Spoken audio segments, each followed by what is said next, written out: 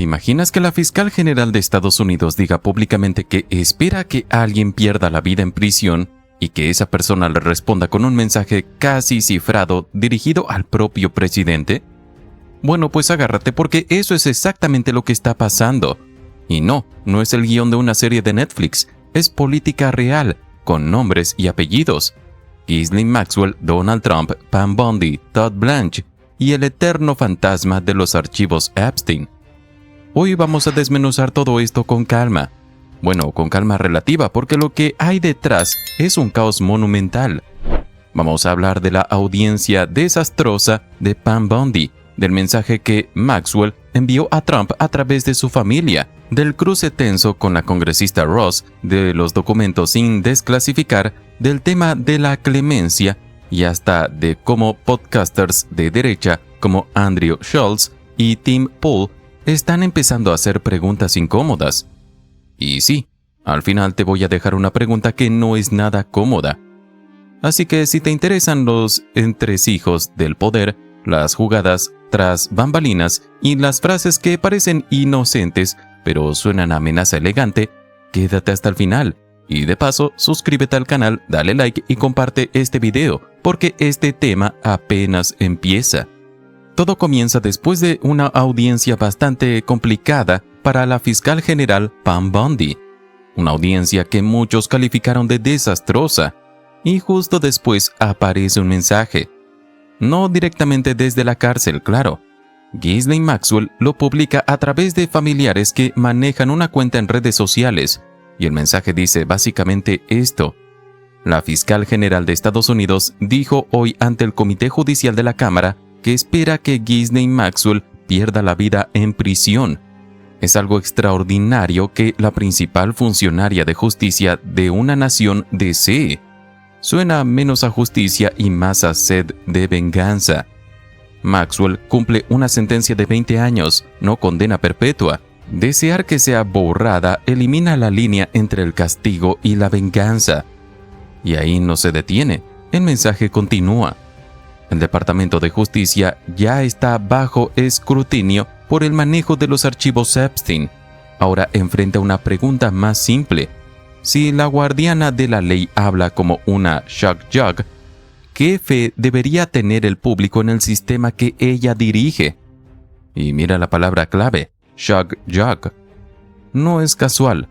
Una shock jock es esa figura mediática tipo Howard Stern, provocadora, polémica.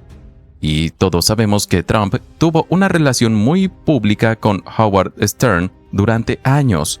Entonces, cuando Maxwell habla de una guardiana de la ley que habla como shock jock, no solo está criticando a Bondi, está enviando un mensaje lateral, como diciendo, Donald, recuerda cómo funciona esto, no te salgas del guión. Es una advertencia elegante, fría, calculada. Ahora vamos a la audiencia. La congresista demócrata Ross le pregunta directamente a Bondi, ¿una delincuente condenada como Ghislaine Maxwell merece trato especial en prisión? ¿Sí o no? Bondi responde, déjeme ser cristalina en esto. No. Pero luego viene la bomba. Ross insiste en el traslado de Maxwell desde Tallahassee a una prisión de menor seguridad en Texas, una instalación tipo Club Feed. Y Bondi suelta algo clave. No sabía que había sido transferida. ¿Por qué si no sabía quién lo autorizó? ¿Quién firmó? Ross presiona. ¿Quién ordenó su traslado? ¿Fue el señor Blanche? ¿Fue uno de sus subordinados? Bondi responde que se enteró después del hecho, que es asunto de la oficina de prisiones, que ella no estuvo involucrada. Pero el daño ya estaba hecho, y en medio del intercambio, Bondi dice algo que incendió todo. En vez de hablar de Ghislaine Maxwell, quien espero que pierda la vida en prisión, ahí está, la frase. Y justo después Maxwell publica su mensaje. Coincidencia, claro, o tal vez no. Según diversas fuentes y análisis políticos, detrás de todo esto habría una disputa interna entre Pam Bondi y Todd Blanche. Blanche, ex abogado personal de Trump, se dice que hay tensiones sobre quién autorizó el traslado de Maxwell. no porque Bondi estuviera en contra, sino porque supuestamente no fue coordinado con ella. Y eso en política es una puñalada elegante. Algunos incluso especulan que Blanche podría reemplazar a Bondi tras su desempeño en la audiencia. Y aquí es donde el mensaje de Maxwell cobra otro significado. Cuando ella habla del Departamento de Justicia bajo escrutinio y del público que ya no confía, parece estar diciendo: Donald, recuerda nuestro acuerdo. Eso es interpretación, claro, pero en política los mensajes rara vez son inocentes. Aquí entra el tema más delicado, la clemencia presidencial. El abogado de Maxwell, David Oscar Marcus, dijo en su deposición que ella invocó la Quinta Enmienda, pero que si se le concede clemencia, podría exonerar a Trump. Si Trump está limpio, como insiste, ¿por qué necesitaría clemencia a alguien para exonerarlo? Esa fue exactamente la reflexión del comediante Andrew Schulz, quien dijo algo así como: si su nombre está limpio, ¿por qué ella necesita clemencia para decirlo? ¿No podría decirlo igual? Schulz también preguntó: ¿es lo suficientemente astuta como para incriminarlo de esa forma? Y su compañero respondió: no tiene que serlo, tiene abogados inteligentes. Esa conversación es reveladora porque no viene de un medio progresista, viene de podcasters que suelen ser cercanos a audiencias conservadoras. Cuando ese tipo de voces empiezan a hacer preguntas, algo se está moviendo. El congresista Goldman mencionó un email sin redactar enviado por Jeffrey Epstein a Ghislaine Maxwell, que incluiría notas sobre declaraciones de Donald Trump respecto a su relación previa con Epstein. Goldman dijo: no hay razón para ocultar esto al público. No es privilegio abogado-cliente. Fue enviado de Epstein a Maxwell. Pidió que se hiciera público. Bondi respondió atacándolo personalmente. Es tan buen abogado hoy como lo fue cuando intentó el impeachment en 2016. Y cuando él insistió, ¿lo va a desclasificar? Ella respondió: privilegiado. ¿Privilegiado cómo? Si fue un email entre Epstein y Maxwell. Ese es el tipo de documento que podría confirmar o desmentir muchas narrativas, y según el análisis presentado, Maxwell sabría exactamente dónde están esos documentos y cuáles son clave. No necesita contar la historia, solo necesita decir dónde buscar. Después del comentario de Bondi, la portavoz Caroline Leavitt fue consultada. ¿El presidente descarta un perdón para Maxwell? Ella respondió que no es algo que estén considerando, que no es prioridad. Otros republicanos entendieron el guión. James Comer dijo: eso no me corresponde, eso es decisión del presidente. Tom Cole respondió: no tengo la menor idea. La congresista Maliotakis literalmente dijo que tenía que irse al médico. Es decir, todos esquivan la pregunta, porque el guión es claro: no hablar de clemencia. Bondi, en cambio, dijo lo que no debía decir, y Maxwell respondió. Todd Poole, otro comentarista de derecha, fue aún más directo. Dijo que no puede darle pase libre a Trump si se están ocultando documentos sobre co-conspiradores. Hay fotos y videos de menores, no hay excusa para no exponer a estos corruptos. Y planteó algo importante: si hay información embarazosa pero no criminal, se entiende cierta reserva. Pero si hay evidencia de delitos graves, el encubrimiento es inaceptable. Incluso Schulz preguntó: ¿qué tan poderosas son las personas que Trump está protegiendo? ¿O tienen algo sobre él? La pregunta es demoledora. El congresista Walenshaw fue contundente. Ghislaine Maxwell es un monstruo, facilitó y participó en los crímenes de Epstein.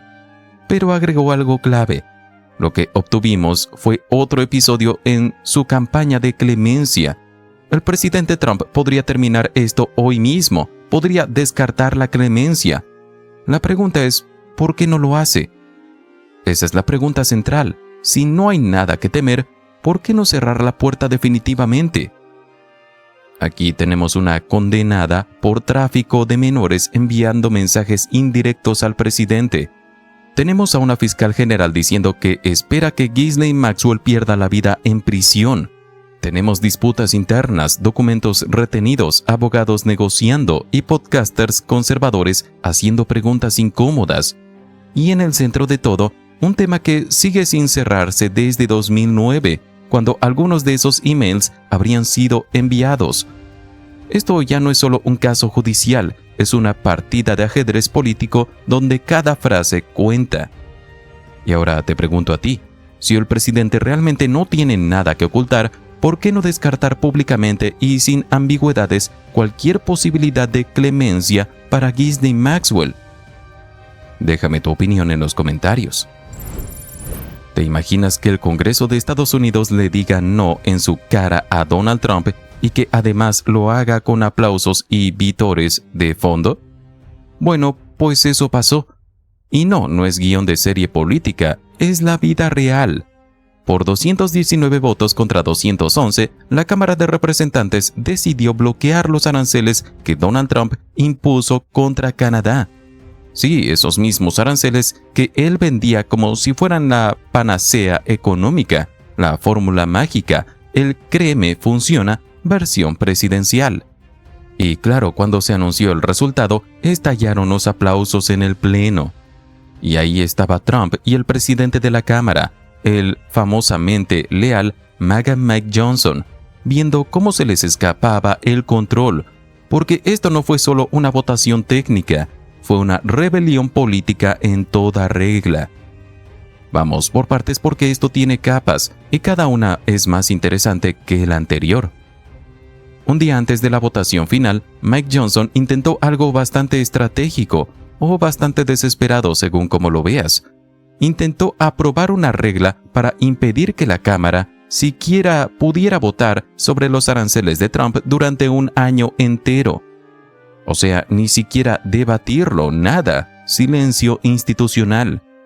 Pero la jugada le salió mal, muy mal. La votación sobre esa regla fue 217 en contra y 214 a favor. Perdieron, otra vez. Y aquí viene lo interesante. Los demócratas, usando un mecanismo llamado resolución privilegiada, lograron llevar el tema directamente al Pleno. Y en esa votación final, 6 republicanos se unieron a los demócratas para bloquear los aranceles contra Canadá. Y no cualquiera de esos 6. Estamos hablando de Thomas Massie, Don Bacon, Brian Fitzpatrick, Jeff Hurd, Kevin Kelly, Dan Newhouse. Se plantaron frente a Trump a pesar de que él había lanzado una amenaza bastante directa. Trump publicó lo siguiente, que cualquier republicano en la Cámara o el Senado que vote contra los aranceles sufrirá consecuencias serias en tiempo electoral, incluyendo primarias. Y por si fuera poco, añadió cifras que, digamos, necesitan una lupa gigante. Dijo que el déficit comercial se redujo en un 78%, que el Dow Jones alcanzó los 50,000 puntos, que el S&P llegó a 7,000. Todo esto como prueba de que los aranceles funcionan. El problema es que muchos economistas simplemente no respaldan esos números y varios legisladores republicanos tampoco. El congresista Don Bacon fue clarísimo. Dijo, el poder sobre aranceles lo tiene el Congreso, no el presidente. Está en el artículo 1 de la Constitución. Los aranceles son impuestos y los impuestos son competencia del legislativo. Bacon también dijo algo que rompe con el discurso trumpista. Son impuestos para los consumidores norteamericanos. Y eso no lo dijo un demócrata progresista, lo dijo un republicano. Aquí entra el dato duro. Según Brendan Duke, citando a la Oficina de Presupuesto del Congreso, CBO, los consumidores estadounidenses absorben el 95% del costo de los aranceles. Las empresas extranjeras apenas cargan con un 5%. Las empresas estadounidenses absorben un 30%, pero lo compensan subiendo precios. Resultado final, el consumidor paga casi todo. Porque no solo la CBO lo dice, también lo han señalado la Reserva Federal de San Luis, el Cale Institute, la Tax Foundation y Harvard Business School. Pero claro, en algunos medios afines, que muchos llaman medios del régimen, Aunque oficialmente se llame Fox, hablaron de Tariff Turmoil y reconocieron que varios republicanos se unieron a los demócratas en una rara reprimenda a Trump.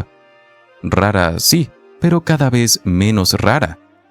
Un análisis usando datos del Yale Budget Lab, la CBO y el Joint Committee on Taxation estimó que en el distrito de Mike Johnson de Luisiana, el costo de vida aumentó en unos $2,000 promedio para casi 298,000 familias trabajadoras y de clase media. Lo mismo en el distrito de Steve Scalise, lo mismo en el distrito de Tom Emmer. Entonces, la pregunta es inevitable. Si tus propios votantes están pagando más, ¿cuánto tiempo puedes sostener el discurso de que esto es una victoria? Mientras Trump publica que Canadá se ha aprovechado de Estados Unidos por muchos años y que las tarifas hacen que los estadounidenses ganen fácil, Canadá vivía una tragedia. En British Columbia ocurrió un atentado escolar devastador. 9 personas perdieron la vida. El agresor perdió la vida también por mano propia. 25 personas resultaron heridas. El primer ministro Kearney mencionó que recibió llamadas de apoyo de varios países, pero no mencionó a Estados Unidos. En lugar de condolencias, hubo ataques en redes sociales. La diferencia fue notoria. En CNN, el analista Harry Enter mostró cifras demoledoras. En el primer año del segundo mandato de Trump, el 66% de los canadienses le da una F, una calificación de fracaso. Solo el 6% le da una A. Y ojo, eso no incluye votantes de todos los partidos en Canadá. Ahora, ¿cómo ven los estadounidenses a Canadá? Muy diferente. La popularidad neta de Canadá en Estados Unidos es de más 46, entre demócratas más 64, independientes más 46 y republicanos más 30. Canadá es más popular en Estados Unidos que el propio Trump. Y eso le duele. El turismo también está reflejando el malestar. Canadienses viajando a Estados Unidos en 2025 versus 2024, 25% menos. Estadounidenses viajando a Canadá, solo 2% menos. Los canadienses están votando con su billetera. Y eso importa porque representan el mayor número de visitantes extranjeros en Estados Unidos. Según el mercado de predicciones Kalshi, hay un 70% de probabilidad de que la Corte Suprema falle en contra de los aranceles de Trump.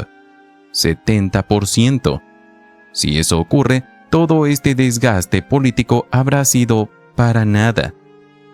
Mike Johnson también fue cuestionado por Manu Rahu sobre el intento del Departamento de Justicia de procesar a 6 demócratas por un video donde afirmaban que los militares no deben obedecer órdenes ilegales. Johnson dijo que es un defensor del First Amendment, pero también afirmó que se cruzó una línea al sugerir que los militares desobedezcan órdenes. Curiosamente, los grandes jurados federales casi nunca rechazan acusaciones. En el año fiscal 2013, solo rechazaron 5 de 165,000 casos. Sin embargo, bajo la administración Trump, múltiples acusaciones han sido rechazadas por grandes jurados. Eso no es normal.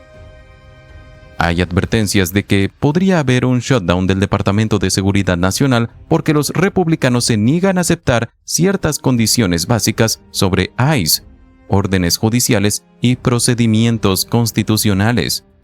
Sí, estamos hablando de debates sobre la cuarta enmienda en pleno 2026. Increíble, pero real. 6 republicanos desafían a Trump. La Cámara bloqueó sus aranceles. La opinión pública favorece a Canadá. Los consumidores pagan el 95% del costo. El turismo cae y hay un 70% de probabilidad de que la Corte Suprema tumbe los aranceles. ¿Estamos viendo el inicio de una fractura real dentro del Partido Republicano? ¿O es solo un tropiezo temporal en la estrategia de Trump? Déjamelo en los comentarios. ¿Te imaginas esto? Una hora después de que su propia fiscal general fuera vapuleada en el Congreso, el presidente aparece en un evento para recibir, sí, agárrense, un trofeo al campeón indiscutido del carbón limpio y hermoso. Y cuando le preguntan por el escándalo que está sacudiendo al país, sale prácticamente corriendo. Literalmente dice, gracias por todo, buena suerte. Dice y se va, sin preguntas, sin explicaciones, nada. Y uno dice, bueno, ¿qué está pasando aquí? Hoy vamos a desmenuzar todo este episodio que parece sacado de una sátira política, pero no, ocurrió de verdad. Desde el desastroso testimonio de la fiscal general hasta el famoso trofeo del carbón, pasando por el voto en el Congreso para revocar los aranceles contra Canadá, los ataques contra gobernadores, incluidos los de su propio partido, y el episodio surrealista del globo de cumpleaños derribado con un láser en El Paso. Así que pónganse cómodos porque esto viene largo, intenso y francamente bastante absurdo. Todo comienza con el testimonio ante el Comité Judicial de la Cámara de Representantes. La fiscal general Pam Bondi fue interrogada duramente. Según quienes presenciaron la audiencia, su desempeño fue, digamos, complicado. Hubo interrupciones, ataques personales y momentos de tensión que dejaron a más de uno con la boca abierta. En un momento del intercambio se le escucha decir, este tipo tiene el síndrome de trastorno de Trump, necesita o eres un político fracasado. Y luego siéntate aquí y ataca al presidente y no lo voy a permitir, no lo voy a tolerar. O sea, más que una comparecencia técnica, parecía un ring de boxeo verbal. Y mientras el país digería esa audiencia, apenas una hora después el presidente aparecía en un evento público. Todo normal, ¿no? Bueno, no tanto. Cuando los periodistas intentaron preguntarle sobre Epstein y sobre el testimonio de Bondi, simplemente se dio la vuelta y se fue. 0 preguntas, 0 respuestas. Que tengan un buen día, soltó antes de irse. La imagen fue potente, un presidente evitando a la prensa justo cuando el tema Epstein vuelve a sacudir titulares. Aquí es donde la historia toma un giro casi caricaturesco. El evento en cuestión era nada más y nada menos que la entrega del premio del campeón al carbón. Sí, un trofeo al campeón del carbón. Y no es broma. Durante el acto se le escucha decir, estoy orgulloso de ser el nombre oficial del indiscutido campeón del carbón limpio hermoso. Y como si eso no fuera suficiente, el Departamento de Energía y el Departamento del Interior cuentan con una especie de mascota llamada Mr. Coley, un personaje que representa al carbón. Imagina la escena, un muñeco de carbón como símbolo oficial. Sátira política a nivel experto, pero real. Además, durante el discurso el presidente comenzó a arrastrar palabras, a tropezar con frases. No se le veía precisamente en su mejor momento, y uno no puede evitar preguntarse, ¿era el mejor día para hacer un evento festivo cuando el país estaba hablando de otra cosa completamente distinta? Ese mismo día ocurrió algo importante en el Congreso. La Cámara votó 219 a 211 para revocar los aranceles impuestos contra Canadá. Es decir, hubo una rebelión bipartidista. Y en medio de todo eso, el presidente declaró, otra de mis palabras favoritas es la palabra arancel. Luego añadió que antes decía que las tarifas eran su palabra favorita, pero que la gente le decía, ¿y qué hay de Dios? ¿Qué hay de la religión? ¿Qué hay de la familia, de tu esposa, de tus hijos? Entonces ahora, según él, es su quinta palabra favorita. Es curioso cómo mezcla aranceles con Dios, familia y esposa en la misma categoría de palabras favoritas, pero bueno. Mientras tanto, el Congreso le estaba quitando apoyo en un tema clave. En otro momento del discurso, dijo algo que dejó a muchos perplejos. Solo me gustan los estados en los que gané en grande. Así, sin filtro. Una declaración que suena más a campaña que a presidencia. Porque, bueno, un presidente gobierna para todos los estados, no solo para los que votaron por él. O al menos así se supone que es esta movida. Aquí la cosa se pone interesante. El gobernador de Oklahoma, Kevin Stitt, un republicano y aliado del presidente, decidió cancelar una reunión de la Asociación Nacional de Gobernadores en la Casa Blanca cuando se enteró de que no se invitaría a gobernadores demócratas. Según la portavoz, la Casa Blanca pretendía limitar la reunión del 20 de febrero a gobernadores republicanos. Y entonces vino la reacción en redes. El presidente escribió que Steed era un gobernador republicano muy mediocre y en el mejor de los casos. También afirmó que cuando Kevin Steed estaba perdiendo las elecciones, me pidió ayuda, lo apoyé y ganó. Y siguió atacando a otros gobernadores, llamando slob a J.B. Pritzker y Gavin Newsom a Gavin Newsom. El lenguaje fue duro incluso para estándares políticos actuales. En la audiencia, el congresista Jared Moskowitz protagonizó un momento peculiar. Con un tono sarcástico, pidió ver el burn book sobre él en el expediente preparado por la fiscal. Porque estamos en los Juegos Olímpicos, le voy a dar una calificación. La respuesta fue tensa. Bondi replicó: no hay nada divertido en burlarse de la Biblia y sostener una Biblia de Trump. No hay nada divertido. El intercambio dejó claro el nivel de confrontación que se estaba viviendo. En otro momento, se preguntó a Bondi sobre Ghislaine Maxwell y su traslado a otra instalación. ¿Merece una delincuente convicta como Ghislaine Maxwell un trato especial en prisión? Bondi respondió: no sabía que la habían trasladado. Ese no sabía generó más preguntas que respuestas.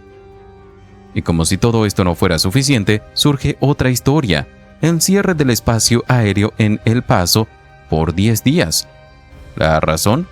Pruebas del Departamento de Defensa con láseres para derribar lo que creían que eran drones. Resultó ser un globo de cumpleaños. Sí, un globo de cumpleaños. Un funcionario confirmó a Fox que el ejército derribó un globo creyendo que era un dron extranjero. Luego se culpó a cárteles mexicanos. Es de esas historias que uno cuenta y parece chiste, pero no lo es. Vamos al Congreso. 219 contra 211. Se revocan aranceles contra Canadá. Una derrota política clara. El presidente reaccionó atacando a cualquier republicano que votara con los demócratas. Pero el dato es el dato. Perdió esa votación. Si juntamos todo, un testimonio caótico, un presidente evitando preguntas, un trofeo al carbón limpio y hermoso, ataques a gobernadores de su propio partido, una derrota legislativa 219 a 211 y un globo de cumpleaños derribado con láseres culpando a cárteles mexicanos, uno no puede evitar pensar que el nivel de surrealismo político está alcanzando cotas históricas. Más allá de ideologías, más allá de partidos, la pregunta es: ¿esto fortalece la democracia o la debilita? ¿Este tipo de liderazgo une o divide? ¿Es esto normalización o estamos cruzando líneas que antes parecían impensables? Déjame tu opinión en los comentarios. Y si llegaste hasta aquí, gracias por ver. Suscríbete, dale like y comparte con alguien que necesite escuchar otra perspectiva. Apoya el periodismo independiente. Nos vemos en el próximo video.